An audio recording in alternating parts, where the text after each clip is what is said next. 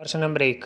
हाल ही में भारत सरकार के किस डिजिटल प्लेटफॉर्म ने ग्लोबल लीडरशिप समिट कोग-एक्स 2020 में 2 पुरस्कार जीते हैं?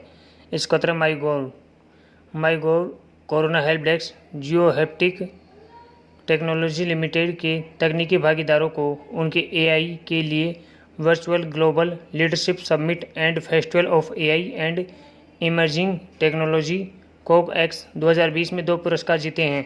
जीते गए पुरस्कार निम्नलिखित श्रेणियों में हैं। कोविड-19 सोसाइटी के लिए सर्वश्रेष्ठ नवाचार, पीपल्स चॉइस कोविड-19 ओवरऑल विनर। प्रश्न नंबर 2। हाल ही में विश्व व्यापार संगठन ने किस देश के सूचना और संचार प्रौद्योगिकी माल पर टैरिफ पैनल स्थापित किया है? इसका उत्तर है भारत। विश्व व्यापार संगठन ने मोबाइल फ़ोन, कैमरा, हेडफोन जैसे सूचना और संचार प्रौद्योगिकी सामानों पर भारत के टैरिफ पर एक विवाद पैनल का गठन किया है।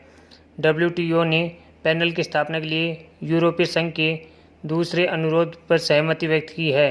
WTO के विवाद निपटान निकाय द्वारा ICT उत्पादों पर भारत के टैरिफ के खिलाफ विवाद पैनल के अनुरोधों की जांच की गई। प्रश्न नंबर 3। हाल ही में किस पूर्व केंद्रीय मंत्री द्वारा प्रस्तावित सहकारी विकास मंच का नेतृत्व किया जाएगा? इसका उत्तर सुरेश प्रभु। पूर्व केंद्रीय मंत्री और राज्यसभा सदस्य सुरेश प्रभु कोऑपरेटिव डेवलपमेंट फोरम का नेतृत्व करेंगे। CDF फोरम, जिसे 24 जुलाई को औपचारिक रूप से लॉन्च किए जाने की संभावना है। इसका उद्देश्य देश में सहकारी आंदोलन को बढ़ावा देने और ग्रामीण अर्थव्यवस्था को बढ़ावा देना है। सुरेश प्रभु जी G20 के लिए भारत के शेरपा भी हैं। इस मंच का उद्देश्य आधुनिक राष्ट्रीय राज्य नीति तैयार करना भी है। प्रश्न नंबर 4। हाल ही में किस वैश्विक संगठन ने ग्लोबल एजुकेशन मॉनिटरिंग रिपोर्ट जारी की है? इसका उत्तर यूनेस्को।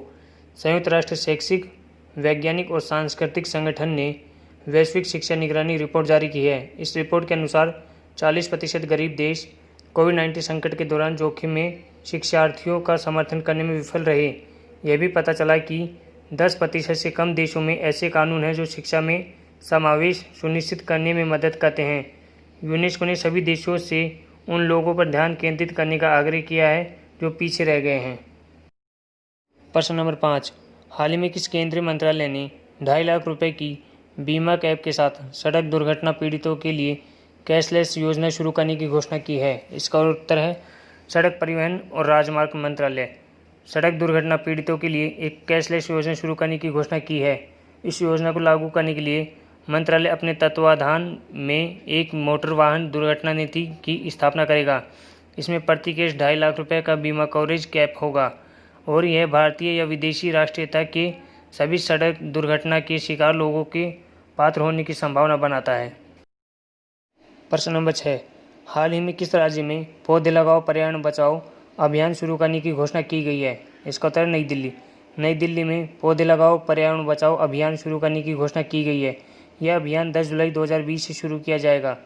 इस अभियान को शुरू करने का उद्देश्य नई दिल्ली में और पूरे भारत में हरित आवरण को बढ़ाकर वायु प्रदूषण को कम करना है। 2017 में नई दिल्ली में हरियाली का आवरण 299 वर्ग किलोमीटर था। 2019 में इसे बढ़ाकर 325 कर दिया गया था।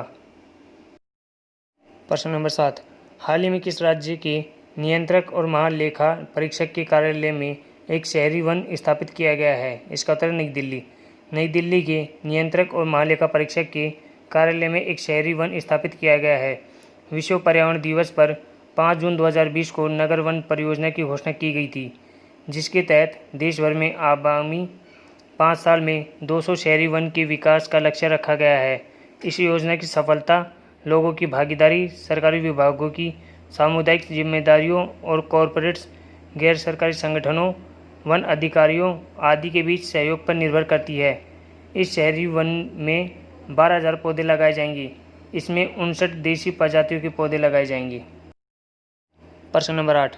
हाल ही में किस कंपनी ने रिलायंस इंडस्ट्रीज लिमिटेड की सहायक कंपनी जियो प्लेटफॉर्म में 1894.50 करोड़ रुपए का निवेश करने की घोषणा की है? इसका उत्तर इंटेल कैपिटल। अमेरिका की इंटेल कॉरपोरेशन की निवेश शाखा इंटेल कैपिटल ने रिलायंस इंडस्ट्रीज लिमिटेड की सहायक कंपनी जियो प्लेटफॉर्म में 1894.50 करोड़ रुपए का निवेश करने की घोषणा की है। इस निवेश के साथ जियो प्लेटफॉर्म की इक्विटी मूल्य में 4.91 लाख करोड़ रुपए तक बढ़ोतरी होगी, जबकि इसका उद्गम मूल्य 5.16 लाख करोड़ रुपए पर पहुंच जाएगा। जियो प्लेटफॉर्म्स में इंटेल कैपिटल 1894.50 रुपये में 0.39% हिस्सेदारी होगी। प्रश्न नंबर 9, हाल ही में दवाओं की खोज प्रक्रिया का समर्थन करने के लिए कौन सी पहल लॉन्च की गई है? इसका उत्तर है ड्रग डिस्कवरी हैकथॉन 2020। दवाओं की खोज प्रक्रिया का समर्थन करने के लिए ड्रग डिस्कवरी हैकथॉन 2020 पहल लॉन्च की गई है। इस पहल को लॉन्च करने का उद्देश्य कंप्यूटेशनल विधियों के माध्यम से कोविड-19 वायरस के लिए दवा उम्मीदवारों की पहचान करना है। हैकथॉन एक नए मॉडल की स्थापना करके भारत में दवा की खोज प्रक्रिया को तेज करने में मदद करेगा। हैकथॉन के 3 चरण होंगे, प्रत्येक चरण 3 महीने का होगा। ड्रग डिस्कवरी हैकथॉन अप्रैल-मई 2020 तक पूरा हो जाएगा। प्रश्न नंबर 10, लॉकडाउन के दौरान जल जीवन मिशन के तहत कितने घरों को पेयजल नल कनेक्शन प्रदान किए गए हैं? इसका उत्तर 19 लाख। लॉकडाउन के दौरान जल जीवन मिशन के तहत 19 लाख घरों को पेयजल नल कनेक्शन प्रदान किए गए हैं। जल जीवन मिशन के तहत केंद्र सरकार ने 2024 तक पानी के कार्यात्मक घरेलू नल कनेक्शन की सुविधा के साथ देश के प्रत्येक ग्रामीण घर को प्रदान करने का लक्ष्य रखा है। जल जीवन मिशन भारत के प्रधानमंत्री नरेंद्र मोदी द्वारा शुरू किया गया था। प्रधानमंत्री द्वारा निर्धारित लक्ष्य के बाद सितंबर 2019 से मार्च 2020 तक अगले 7 महीनों की अवधि में देश में 84 लाख घरों में नल का जल कनेक्शन प्रदान किया जाएगा।